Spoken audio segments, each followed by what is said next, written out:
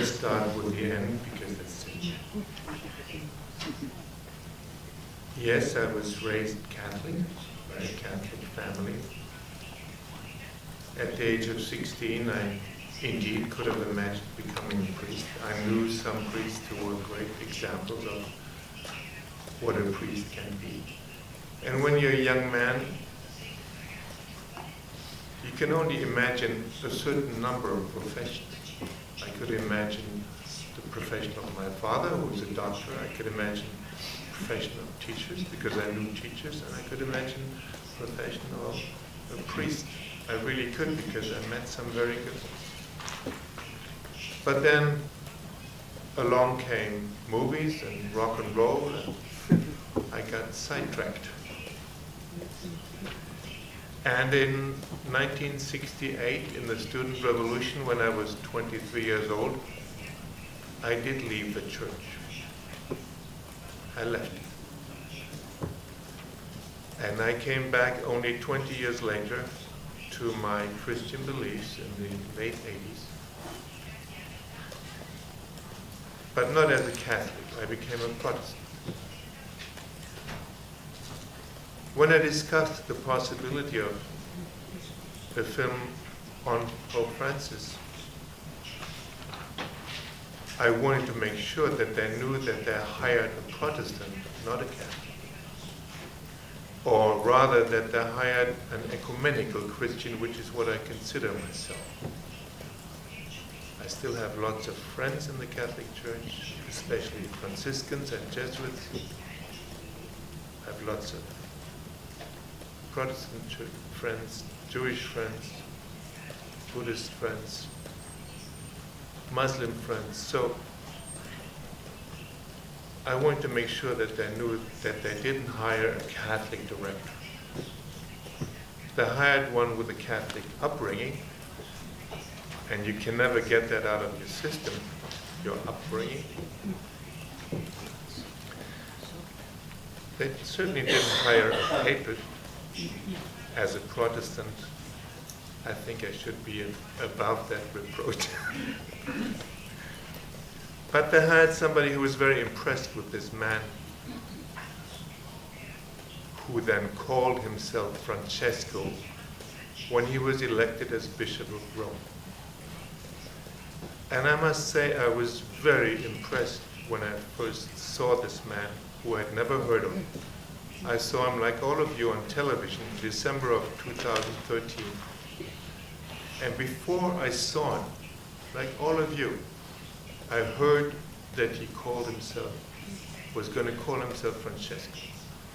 And for me, that was a huge exclamation point right away, before we saw him.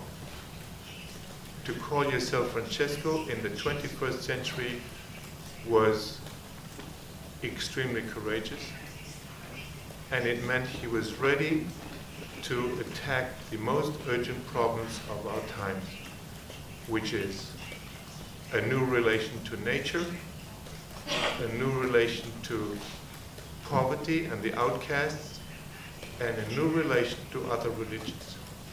This is what St. Francis stood for, and this is what this Pope announced by the choice of his name. So I was impressed, but I didn't think I was going to meet him. I had no idea I was going to meet him. I met him for the first time in person only in 2016. And he impressed me even more in person than he had impressed me before. If you look somebody in the eye, there's no more impression. You see who somebody is. And that's why I shot the film in a way that you can see into his eyes. Everybody can see into his eyes. He's talking to you face to face. And I was very much aware from the beginning that this Pope was facing a lot of resistance. I wasn't hired by the Vatican to make this film. I spoke to two people about it. I spoke to Don Dario, and I spoke to Stefano Agostini, who was the head of CTV because we needed a lot of documents, and CTV gave me access to their archives. They were not a co-producer, they didn't co-finance the film. The film was completely independent. But the only two people I ever met in the Vatican were Don Dario and Stefano D'Agostino. And we pretty much made the film under the radar, if I might say so. Nobody knew much about it. We didn't want much attention. We wanted to make the film quietly and peacefully.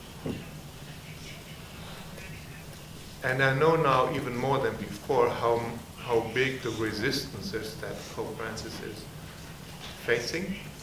I'm aware of it, just like all of you. I know more than before, more than when I started the film, that to approach the question of pedophilia, for instance, with a position of zero tolerance is extremely demanding, because he demands zero tolerance from each and everybody. And to demand zero tolerance from the entire body of the church will ask for trouble, I know. I believe that it is his own position. I think he inherited, because he's the first pope to really confront the problem. He inherited an incredible, huge monster of a problem